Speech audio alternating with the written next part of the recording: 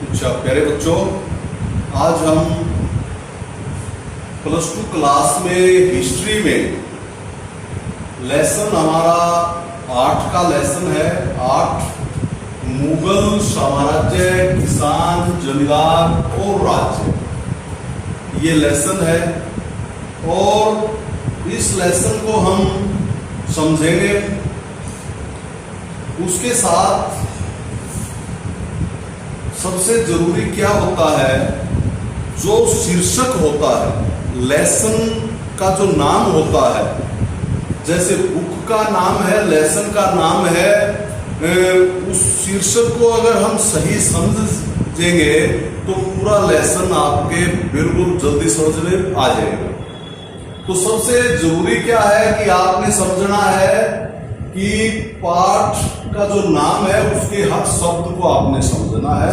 तो हम शुरू करते हैं प्यारे बच्चों कि मुगल साम्राज्य। मुगल साम्राज्य क्या है? मुगल साम्राज्य के बारे में आप कितना जानते हैं? मुगल साम्राज्य जो है भारत में कैसे स्थापित हुआ और मुगल साम्राज्य में कैसी व्यवस्था थी? जब हम मुगल साम्राज्य को समझेंगे उसके बाद ही आप समझोगे कि मुगल साम्राज्य में किसान की क्या अवस्था थी, क्या पोजीशन थी, और जमींदार की क्या पोजीशन थी, और वहां की राज्य जो थे वो कैसे थे। तो ये बात आप तभी समझोगे जब आप मुगल साम्राज्य को समझोगे। तो इसके साथ कोई ज्यादा मुश्किल भी नहीं है। जैसे आज आप हमारे इंडिया का मैप देखते हैं, इंडिया का मैप आपने समझा है, तो ऐसा जो इंडिया का आप भूखंड देख रहे हो, यह क्या है? ये सन 1915 अगस्त 1947 के बाद आया। पहले भारत में आपने ये भी पढ़ा है कि भारत में छोटे छोटे टुकड़ों में या राज्यों में बटा हुआ था। राजा जो थे यहाँ शासक थे, और कोई भी जो ताकतवर राजा होता था वही अपना राज्य स्थापित कर लेता था। जिसकी लाठी उसकी भैंस, जिसके पास ताकत होती थी वही यहाँ का साम्राज्य, अपना साम्राज्य स्थापित कर लेता था। तो ऐसे ही हम बात करेंगे मुगल साम्राज्य के बारे में। तो यहाँ आप देखें एक बार,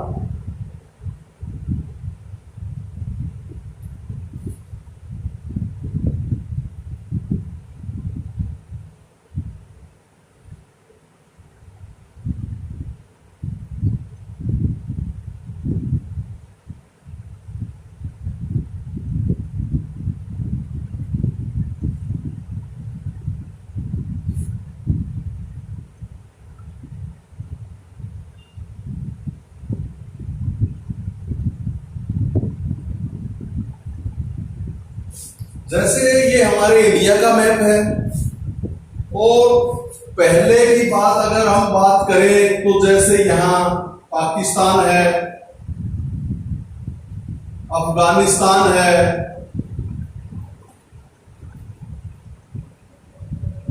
यहाँ चीन है, ऊपर जो है इस रूस है।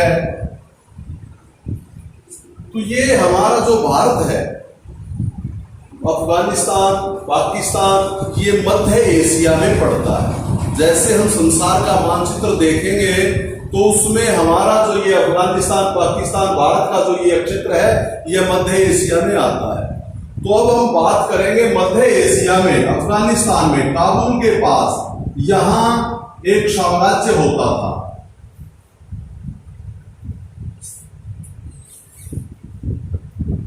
वहां का शासक था उमर शेख मिर्जा। क्या था? उमर शेख मिर्जा। हाँ, उमर शेख मिर्जा। जैसे आप मिर्जा गालिब भी नाम सुना होगा, ऐसे इसको भी याद कर सकते हो, लेकिन ये मिर्जा गालिब नहीं था। उमर शेख मिर्जा वहां का फरगना का शासक था। अब बात ये भी आएगी आपके कि भी वहां से क्या संबंध है मुगल शासकों का। फरगना का ये उमर शेख शासक था। जब उमर शेख मिर्जा की मृत्यु हुई उस समय इनका एक पुत्र था, उसका नाम था, पता है? बाबर। बाबर। बाबर की उम्र तब कितने साल की थी? 11। 11 वर्ष। शाबाश। बाबर तब 11 वर्ष का था तब उमर शेख मिर्जा की मृत्यु हो गई थी और फरगना का जो शासक था वह बाबर बन गया। बाबर जब बड़ा हुआ तो इसकी ताकत और भी बढ़ती गई। यह बहादुर था, ताकतवर था। तो फिर इसके बाद इसने भारत को भी या अपने राज्य को भी बढ़ाने के लिए, जैसे यहां भी बढ़ाने के लिए, आसपास के क्षेत्र को अपना साम्राज्य में स्थापित करने के लिए इसने युद्ध शुरू कर दिया। भारत में आज के हम भारत की बात करें, भारत तो जैसे पहले उस समय ये सारा ही भारत को मान सकते हैं, तो भारत में इन्होंने 5 बार आक्रमण किया। अलग अलग राजाओं से अलग अलग समय में 5 बार इन्होंने आक्रमण किया। और पानीपत में, यहाँ पानीपत है, हरियाणा है, यहाँ क्या है? हरियाणा में एक जिला है पानीपत है ना? यस। तो पानीपत की 3 लड़ाइयां हुई। पहली लड़ाई का संबंध बाबर से है। बाबर ने 1526 में कौन से राजा से, उस समय यहाँ का राजा कौन सा था? इब्राहिम लोधी। शाबाश, बोल दिया लो, कोई बात नहीं। इब्राहिम लोधी। पानीपत की पहली लड़ाई बाबर और इब्राहिम लोधी के बीच हुई और उसमें इब्राहिम लोधी मतलब मारा गया और बाबर जीत गया। और जीत गया तो फिर बाबर का जो, इब्राहिम लोधी का जो सारा साम्राज्य था वो किसका हो गया? बाबर का हो गया। और बाबर कौन था? मुगल शासक था। बाबर कौन था? मुगल शासक था। फिर हम बात करें कि भारत में मुगल शासक की स्थापना कब हुई? 1526 में। अब हम बात करेंगे कि मुगल शासक की स्थापना भारत में कब हुई? 1526 में। किसने की? अब आप समझ गए होंगे किसने की? बाबर ने की। और बाबर ने पानीपत के युद्ध में इब्राहिम लोधी को हरा दिया और भारत में जो है मुगल साम्राज्य की स्थापित कर दी। ठीक है। अब हम मुगल साम्राज्य से इतना ही काम नहीं चला सकते, क्योंकि मुगल साम्राज्य के बारे में पूरे साम्राज्य की कहानी है। ये राज्य होता है, कोई स्टेट, कोई राज्य है, और इसका साम्राज्य का विस्तार, इसका विस्तार कहां से कब तक, कौन से सन तक, कहां तक फैला, ये बात हमें समझनी जरूरी है। अब बाबर के बाद, बाबर 1556 तक बाबर जो है राज किया। उसके बाद, बाबर के बाद मुगल साम्राज्य कौन बना? पता है? मुगल साम्राज्य की अगर हम लिस्ट की बात करें, आपको बताएं भी गए, लेकिन सूत्र तभी बताएंगे, इसकी ट्रिक तभी बताएंगे जब हम इसको साथ के साथ लिख देंगे, फिर आपके साथ में ट्रिक अपने आप बना सकते हो। फिर मुगल, बाबर के बाद मुगलों का जो शासक था वह कौन था? हुमायूं। हुमायूं के बाद अकबर। जलालुद्दीन अकबर था ना? जलालुद्दीन अकबर ने कौन से धर्म की स्थापना की थी? दीन इलाही।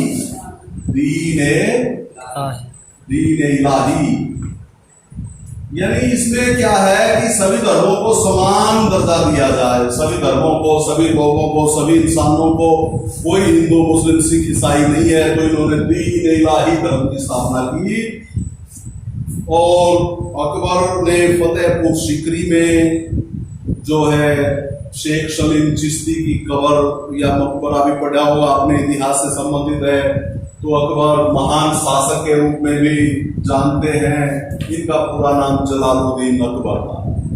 अकबर का जो पुत्र था, अकबर के बाद मुगल जो शासक बना वह कौन था पता है? अकबर के बाद हाँ बोलो, जहांगीर। जहांगीर, ठीक है। जहांगीर के बाद शाहजहां। जिसके पीछे जहां पीछे लगता हो, शाहजहां। शाहजहां। शाहजहां। और शाहजहां को तो आप जानते ही हो। जानते हो क्या? कैसे जानते हो? ताजमहल। ताजमहल किसने बनाया? शाहजहां ने। लाल किला दिल्ली में किसने बनाया? शाहजहां ने बनवाया। तो इन बातों से हम आगे और भी प्रश्न निकाल लेंगे। जब आपको ये समझ में आ जाएगा कि अकबर के जीवन के बारे में आप अच्छी तरह जान जाएंगे कि इन्होंने कैसे कैसे काम करे दीन इलाही। अगर आपने एक ही पॉइंट याद कर लिया, इसी से इनके जीवन का पता चल जाएगा। इसी तरह से शाहजहां ने ताजमहल बनाया, उसके जीवन से संबंधित सारी बातें इसमें हो जाएंगी। तो जहांगीर के बाद शाहजहां के बाद हाँ बिल्कुल आसान है, औरंगजेब जो है सबसे खतरनाक। यस। औरंगजेब सबसे खतरनाक शासक हुआ है। सबसे खतरनाक, सबसे भयानक, सबसे जालिम जो है शासक हुआ है औरंगजेब। और औरंगजेब को ही अंतिम शासक मान लेते हैं, लेकिन साम्राज्य अभी खत्म नहीं हुआ था, मुगल साम्राज्य भारत से। और अंतिम शासक के रूप में किसको जानते हैं? बहादुर शाह जफर को हम डफर भी कह सकते हैं। यह बिल्कुल कमजोर शासक घोषित हुआ, लेकिन इसको हम पूरी तरह से कमजोर भी नहीं कह सकते, क्योंकि इनका शासक जो था दिल्ली तक सीमित रह गया था। लेकिन 1857 की क्रांति में इन्होंने अंग्रेजों के साथ मुकाबला भी किया। अंग्रेजों के सामने इन्होंने जो है अपने आप को इन्होंने आत्मसमर्पण नहीं किया। और इन्होंने अंग्रेजों के साथ जो है 1857 की जो हमारी प्रथम स्वतंत्रता संग्राम जो लड़ाई हुई थी, उसमें इन्होंने भाग लिया। और अंग्रेजों ने जो इसको बंदी बना लिया और इसको जो है कैद कर लिया था। तो इसको जो है अंतिम शासक के रूप में जानते हैं। तो कहने का मतलब क्या है प्यारे बच्चों? आपने ये समझना है कि मुगल जो साम्राज्य है भारत में 1526 में स्थापित हुआ। बाबर ने इसको स्थापित किया था। और बाबर को यह मामूली नहीं था, उसके पिता भी जो है फरगना के जो शासक थे। और विदेशी आक्रमणकारी यहाँ पर आकर के हमारे देश में आक्रमण करके लूट मचाते थे और यहाँ शासन करते थे। पहले क्या था ये देखते हो आप। बाबर के बाद उसका पुत्र हुमायूं के बाद अकबर, अकबर के बाद जहांगीर, जहांगीर के बाद शाहजहां, शाहजहां के बाद औरंगजेब, औरंगजेब के बाद बहादुर शाह जफर। यानी पीढ़ी दर पीढ़ी शासक बनते रहे। इससे आप क्या समझोगे कि भारत में पहले कैसा शासन था? कैसा शासन था? राजतंत्र। राजा का पुत्र शासक है। तंत्र का मतलब शासन, शासक है। राजा का पुत्र, राजा मर गया तो उसका पुत्र शासक राजा, वो मर गया तो उसका पुत्र राजा, वह मर गया तो उसका पुत्र मर गया तो यानी वह खुद मर गया तो फिर उसका पुत्र राजा। वह जो शासन प्रणाली थी उसको क्या बोलते हैं? राजतंत्र। लेकिन आज क्या है हमारे देश में? प्रजातंत्र। आज क्या है? प्रजातंत्र। हमारे को रट्टा नहीं लगाना। हमारे को केवल ये नहीं है कि हमने जो प्रश्न याद कर लिया, रट्टा लगा लिया। हमने उससे संबंधित सारी बातों को समझोगे, सारे शब्दों का अर्थ समझोगे, तभी आप जो है अच्छे नंबर भी लोगे और सही ये जो याद किया हुआ पूरी लाइफ भी याद कर पाओगे, रह जाएगा। तो उसी तरह से इस सिस्टम को हम देखेंगे कि ये राजतंत्र था। लेकिन आज क्या राजतंत्र है? अगर कोई राजा या मुख्यमंत्री या प्रधानमंत्री या कोई भी मंत्री मर जाता है, उसकी मृत्यु हो जाती है, क्या उसका बेटा उस जगह पर आ जाता है? नहीं सर। नहीं आ सकता। तो ये क्या है, आज का जो सिस्टम है वो हमारा क्या है? प्रजातंत्र। तंत्र। हमारी जो शासन प्रणाली है वह प्रजातंत्र है, प्रजातंत्रात्मक है, प्रजा का शासन है। प्रजा वोट डाल करके अपना शासक चुनती है, ना कि जिसकी भाई जो ताकतवर होगा वही राजा बनेगा। ऐसा नहीं है। ये किस कारण हुआ? जब भारत आजाद हुआ। आजादी के बाद भारत में क्या बना? क्या बना? संविधान। संविधान। संविधान, संविधान को बोलते हैं नियम, कायदे, कानून सबके लिए बराबर। तो हमारे देश में जो संविधान बना, संविधान की जो प्रणाली है उसमें प्रजातंत्र, प्रजा अपना शासक चुनेगी, किसी की हिम्मत या किसी का लटका वो नहीं चलेगा। लेकिन पहले क्या चलता था? राजतंत्र चलता था। आज प्रजातंत्र है, प्रजा के हाथ में जो है शासन है। ठीक है, तो हमने अभी समझा है कि मुगल साम्राज्य क्या है। मुगल साम्राज्य के शासकों के बारे में आपने समझ लिया है, और मुगल साम्राज्य भारत में लगभग पूरे भारत में मुगल साम्राज्य जो है स्थापित रहा है। ठीक है, और अब इनके बारे में आपने कहानियों में, ये जरूरी नहीं है कि आपने केवल पाठ नहीं पढ़ा तो कुछ भी याद नहीं है। आप इसको बार बार रिमाइंड करते रहिए। आपके दादा ने, आपकी दादी ने, आपके नाना ने, आपकी नानी ने, किसी ने भी आपको कोई कहानी वगैरह भी सुनाई होगी। भाई पहले मुस्लिम शासक होते थे, बड़े अत्याचार भी करते थे, हिंदुओं को मुसलमान बना देते थे, या सभी एक जैसे नहीं होते थे। ये भी कहते हैं कि अकबर महान था, उन्होंने दीन इलाही धर्म अपनाया। कुछ शासक ऐसे भी थे जिन्होंने क्या है अत्याचार भी किए, जाति और धर्म के नाम पर अत्याचार किए। तो इस तरह से आप, ये जरूरी नहीं है कि केवल किताब से ही पढ़ने को मिलेगा, आप कहानियों के माध्यम से भी इनके बारे में जान जाते हैं। फिर अब हमने मुगल साम्राज्य के बारे में पढ़ा। मुगल साम्राज्य में फिर हम ये पढ़ेंगे अभी कि किसानों की क्या दशा थी, जमींदार कैसे होते थे, उनकी क्या दशा थी, और वहां के जो राज्य हैं उनकी क्या दशा थी, या क्या कैसे होते थे राज्य। तो इसके बारे में पढ़ेंगे। आज का किसान और उस समय का किसान में क्या अंतर था, उस समय के जमींदार और आज के जमींदार में भी क्या अंतर था, ये भी आप साथ ही साथ देख सकते हैं। ठीक है, यस। तो अब हम देखेंगे प्यारे बच्चों कि मुगल साम्राज्य के बारे में हमने पढ़ लिया। अब लेसन के अंदर कुछ पॉइंट है, कुछ शब्द हैं जो आज के शब्दों से थोड़े से भिन्न हैं और सेम टू सेम भी है। उनका उस समय में क्या मतलब समझा जाता था और आज उनका क्या मतलब है, ये बात आपने समझनी है।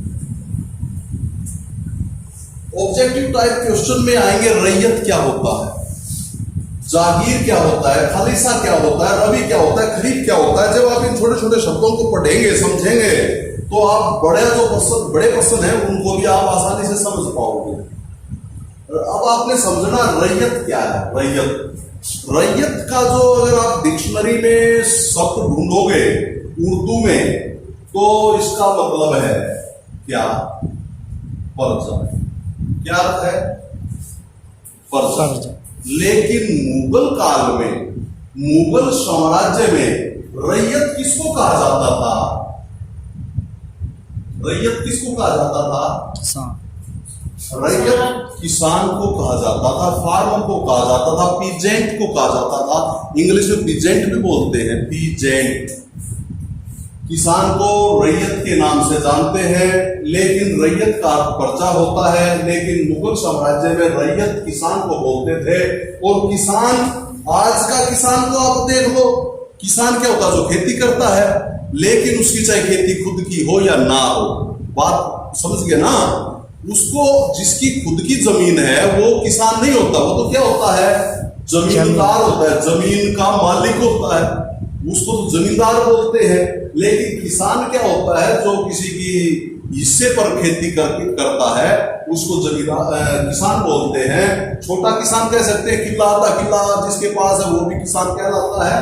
लेकिन मुगल साम्राज्य में जो किसान था उसको रैयत कहते थे। और रैयत जो था वह क्या करता था? पैसे में यानी खेती करते थे, उसकी खुद की जमीन नहीं होती। समझ में आ गई? अब प्रश्न आएगा रैयत क्या होता है। रैयत शाब्दिक अर्थ रैयत का प्रजा होता है, लेकिन मुगल काल में किसान को ही रैयत कहा जाता था। और रैयत जो है यानी किसान जो है वह पैसे के मतलब से या दिहाड़ी के से जो है खेती करता था, उसको किसान का दर्जा दिया जाता था। किसान की खुद की खेती, खुद की जमीन नहीं होती थी। फिर आता जागीर। जागीर क्या है समझ गए? जागीर आपने किताब में नहीं पढ़ा तो कोई बात नहीं, जैसे आम भाषा में बोलते हैं ना, जागीर ये तेरे बाप की जागीर है। तो जागीर का मतलब हम किससे समझे? तेरा कब्जा थोड़ी है, आपके बाप का कब्जा थोड़ी है, ऐसे कहेंगे ना। यस। तो कहने का भाव ये है कि कोई भी शब्द है आपने कहाँ सुना, कहाँ इसका प्रयोग होता है, उन चीजों को आप रिमाइंड करिए और आपको समझ में आ जाएगा। ये जरूरी नहीं है कि आपने ये लेसन आज ही शुरू किया है, लेकिन ये शब्दों को तो आप प्रयोग बार बार करते हो। तो जागीर जो होता है वह कब्जा होता है, लेकिन कब्जा किस तरह का, किसके ऊपर कब्जा, ये आपने देखना। ठीक है?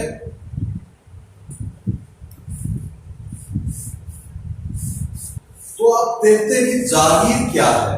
जागीर होता है कब्जा। जागीर होता है किसी वस्तु पर अधिकार। वह अधिकार कैसा? मुगल साम्राज्य में किसको जागीर कहते थे? जमीन का वह हिस्सा, चाहे 2 किले, 5 किले, 10 किले, कोई भी जमीन का वह हिस्सा जिसका राजस्व किसको दिया जाता था? सरकारी अधिकारी को। किसको? सरकारी अधिकारी को। सरकारी जो अफसर होते थे, सरकार द्वारा चुने हुए, यानी वहां उस समय तो राजा के द्वारा चुने जाते थे। यस। तो उसको जब सरकारी कहेंगे, राजा ने जिसको चुन दिया, तो सरकारी जो कर्मचारी या अधिकारी होते थे उनको इनाम के रूप में क्या दे दिया जाता था? जमीन का कोई टुकड़ा या हिस्सा दे दिया जाता था कि उसका जो राजस्व बनेगा, उसका जो लगान जिसको हम बोलते हैं, टैक्स जिसको हम बोलते हैं, वो उसका अधिकार किसको होता था? सरकारी अधिकारी या सरकारी कर्मचारी को। उसको बोलते हैं जागीर। ठीक है? जागीर जमीन का वह भाग, कोई सोना चांदी है, कोई और वस्तु नहीं, जमीन का वह भाग। कौन सा भाग है? जिस पर जो टैक्स लगता था वो टैक्स किसको मिलेगा? सरकारी अधिकारी को। तो जमीन के उस भाग को जागीर के नाम से जाना जाता था, जिसका सरकारी अधिकारी का उसके ऊपर कब्जा होता था। ठीक है? बात समझ में आई? अब है खालिसा। खालिसा क्या होता है? मुगल साम्राज्य में खालिसा किसको कहते थे? अब वो जमीन बच गई। एक तो जमीन ऐसी थी जिसकी कोई कब्जा नहीं था, हिस्से पर जिसको खेती दी जाती थी उसको तो रैयत बोलते थे या किसान बोलते थे। कुछ जमीन ऐसी थी जिसको सरकारी कर्मचारियों को इनाम के रूप में दे दिया जाता था।